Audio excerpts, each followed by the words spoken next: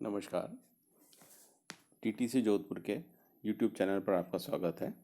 मैं Anil Ajmera, HOD computer, Rajesh Pilot government polytechnic college Dausa. आज हम ऑपरेटिंग सिस्टम CS 203 के डेडलॉक अवॉइडेंस के बारे में अध्ययन करेंगे। इससे पूर्व की स्लाइड में हम पढ़ चुके हैं कि डेडलॉक क्या होता है। किसी भी मल्टी प्रोग्रामिंग एनवायरनमेंट में जब कुछ प्रोसेस सीमित रिसोर्सेज के लिए compete करते हैं तो वे रिसोर्स हेतु रिक्वेस्ट भेजते हैं तथा उपलब्ध होने पर उन्हें रिसोर्स उपलब्ध हो जाता है, अन्यथा उन्हें रिसोर्स के लिए वेट करना पड़ता है। यह स्थिति तब तक परिवर्तित नहीं होती जब तक रिसोर्सेज अनुपलब्ध रहते हैं। साथ ही यदि रिक्वेस्ट करने वाला प्रोसेस किसी अन्य रिसोर्स को होल्ड किए हुए हो तथा उन्हें एग्जीक्यूशन पूर्ण होने तक रिलीज नहीं करे, तब एक हैंगिंग स्थिति उत्पन्न हो जाती है जिसे डेडलॉक कहते हैं। ऐसी स्थिति में सिस्टम आइडल रहता है तथा उसकी परफॉर्मेंस या कार्य क्षमता कम हो जाती है। डेडलॉक होने के लिए 4 कंडीशंस आवश्यक होती हैं: hold and wait, no sharing of resources, no preemption और सर्कुलर वेट। और इनको अवॉइड करने के लिए या डेडलॉक प्रिवेंशन के लिए ये चारों कंडीशंस को ही हटाना या इनसे बचा जाने के लिए प्रयास किए जाते हैं। लेकिन इनसे बचना संभव नहीं है क्योंकि शेयरिंग आवश्यक होती है और ऐसा संभव नहीं है कि रिसोर्सेज की शेयरिंग ना की जाए। होल्ड एंड वेट ना हो कि कोई भी प्रोसेस किसी रिसोर्स हेतु रिक्वेस्ट करे तब सिस्टम यह सुनिश्चित करे कि प्रोसेस द्वारा किसी रिसोर्स को होल्ड किया हुआ हो अथवा नहीं हो। यदि रिसोर्स फ्री हो तो उसे प्रोसेस को एलोकेट कर दिया जाए, अन्यथा प्रोसेस वेट कंडीशन में रहे। इसी तरीके से थर्ड कंडीशन है नो प्रीएम्पशन। तो सॉफ्टवेयर जो सिस्टम के द्वारा प्रीएम्प्ट करके रिसोर्स को वापस प्राप्त किया जा सकता है। सर्कुलर वेट को भी अवॉइड करना पड़ेगा। लेकिन डेडलॉक प्रिवेंशन के जो मुख्य हानियां हैं वो हैं लो रिसोर्स यूटिलाइजेशन या स्टारवेशन। फर्स्ट जो है, सिस्टम द्वारा डेडलॉक की स्थिति से बचने हेतु हमें डेडलॉक को अवॉइड करना पड़ेगा। डेडलॉक अवॉइड करने के लिए हमें सभी रिसोर्सेज की पहले से जानकारी होनी चाहिए कि इसके लिए किस किस प्रोसेस को कौन कौन से रिसोर्सेज या इंस्टेंस की संख्या पूर्व में परिभाषित हो, और यह विधि डेडलॉक अवॉइडेंस कहलाएगी। जब भी किसी प्रोसेस द्वारा रिसोर्स की रिक्वेस्ट की जाती है तो सिस्टम अपनी स्टेट या स्थिति चेक करता है। यदि यह सेफ कंडीशन हो तो रिक्वेस्ट पूरी की जाती है, अन्यथा प्रोसेस को वेट करना पड़ता है। अनसेफ कंडीशन वो होती है जब डेडलॉक होने की संभावना रहती है तथा सेफ कंडीशन में डेडलॉक होने की संभावना नहीं रहती। तो हम सदैव रिसोर्सेज का एलोकेशन इसी तरीके से करेंगे कि सिस्टम सदैव सेफ कंडीशन के अंदर रहे। सेफ स्थिति तब होगी जबकि रिसोर्सेज एलोकेट करने के पश्चात भी डेडलॉक होने की संभावना नहीं हो, अन्यथा सिस्टम अनसेफ कंडीशन में चला जाएगा और डेडलॉक हो जाएगा उसको। डेडलॉक को अवॉइड करने के लिए 2 तरह के एल्गोरिथम्स उपयोग में लिए जाते हैं।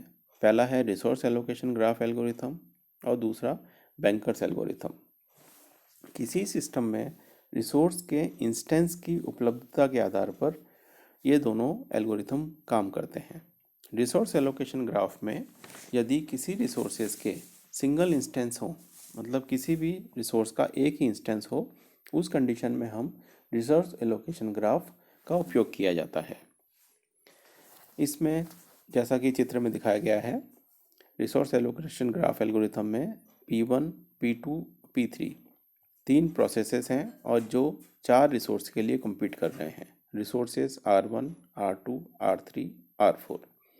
चित्र में जो एजेस दिखाई गई हैं वो प्रोसेस P1 को R1 और R3 की आवश्यकता है, P2 को R1, R2, R3 और R4 चारों रिसोर्स की आवश्यकता है तथा P3 को R2 और R4 की आवश्यकता है। अब ये सभी एजेस को हम क्लेम एज की फॉर्म में इंडिकेट करेंगे क्योंकि इनको एलोकेशन अभी नहीं होगा और ये सभी रिक्वेस्ट एजेस हैं जिनको क्लेम एज के अंदर रखा गया है। एलोकेशन इस प्रकार से होगा कि कभी भी सर्कुलर कंडीशन ना बने। जैसे ये सेकंड कंडीशन है जिसमें हमने रिसोर्स एलोकेट किए हैं। P1 को हमने रिसोर्स R1 एलोकेट कर दिया और P1 अब R3 के लिए डिमांड कर रहा है या रिक्वेस्ट कर रहा है। इसी प्रकार P2 R2 R1 के लिए रिक्वेस्ट कर रहा है और R3 जो प्रोसेस है, जो रिसोर्स है, वो हमने P2 को एलोकेट कर दिया गया है। इसी तरह R2 रिसोर्स P2 को एलोकेटेड है और R4 रिसोर्स P3 को एलोकेटेड है। अब दोनों ही कंडीशन में हम देखें तो सर्कुलर वेट हो रहा है।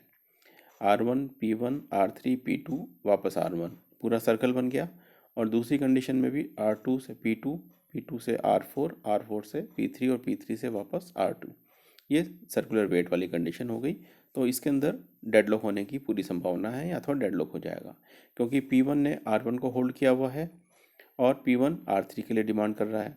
R3 को P2 ने होल्ड किया हुआ है और P2 R1 के लिए डिमांड कर रहा है। इस तरह से सारे के सारे प्रोसेस कोई भी कंप्लीट नहीं कर पाएंगे।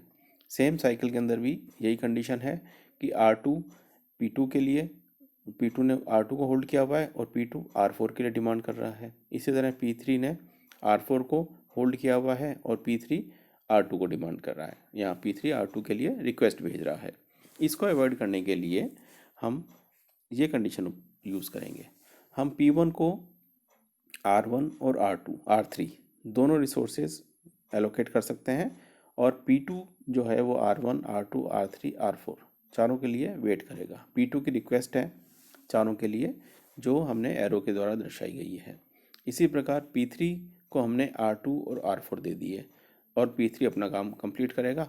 जब ये दोनों रिसोर्सेज फ्री हो जाएंगे P1 से और P3 से, तब उस कंडीशन में हम P2 को चारों रिसोर्सेज प्रोवाइड कर सकते हैं। इस कंडीशन में साइकिल नहीं बन रहा है तो इस कंडीशन में डेडलॉक नहीं होगा। तो resource allocation graph algorithm deadlock avoid करने का तरीका है जिसमें सभी रिसोर्सेज के सिंगल इंस्टेंसेस होते हैं और इसमें ये कोशिश की जाती है कि जो क्लेम है एज है उसको इस प्रकार से एलोकेट किया जाए, रिसोर्सेज इस प्रकार से प्रोसेसेस को एलोकेट किए जाएं जिनसे कि सर्कुलर वेट की कंडीशन ना बने और डेडलॉक ना हो। धन्यवाद।